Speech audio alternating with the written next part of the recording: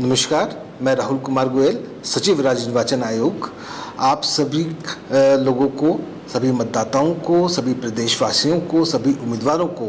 ये अवगत कराना चाहूँगा कि आज जो सोशल मीडिया में विभिन्न प्लेटफॉर्म्स पर अथवा जो है इलेक्ट्रॉनिक मीडिया के माध्यम से एक थोड़ी सी भ्रम की स्थिति पैदा हो रही है। आयोग द्वारा जारी पत्र संख्या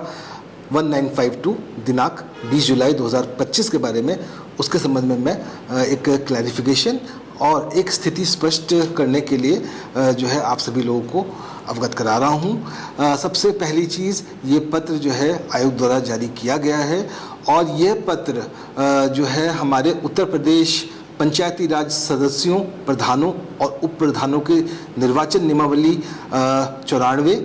और उत्तराखंड में जो हमारा उत्तर प्रदेश क्षेत्र पंचायत तथा जिला पंचायत सदस्यों का निर्वाचन नियमावली 94 में जो व्यवस्था दे रखी है कि आपात स्थिति में मतदान स्थगन होने के केस में क्या होगा, उसके अनुसार हम लोगों ने ये पत्र निकाला है। हमारा सबसे पहली चीज़, पूर्व निर्धारित कार्यक्रम के अनुसार ही 2 फेजेस में चुनाव होना निश्चित है, जैसा कि हमारी पूर्व की अधिसूचना में ये डेट्स निकाली गई थी। पहले चरण का मतदान दिनांक 24/7 को होना है, दूसरे चरण का मतदान दिनांक 28/7 को होना है और इसकी जो मतगणना है वो 31 जुलाई को होनी है और ये निश्चित है। परंतु आपात स्थिति में यदि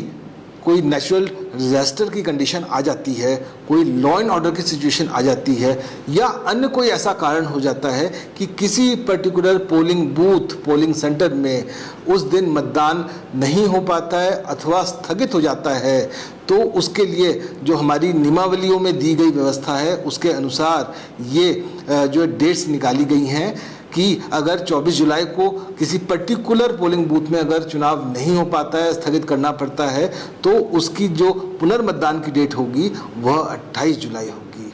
सेकेंड फेज़ की अगर मैं बात करूं,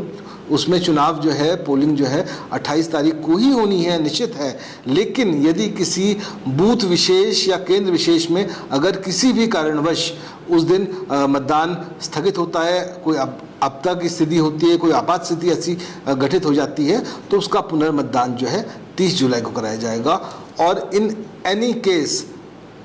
जो काउंटिंग है वो हमारी 31 जुलाई को ही होनी है। मैं ये चीज़ सभी लोगों को पुनः अवगत कराना चाहूँगा, आयोग द्वारा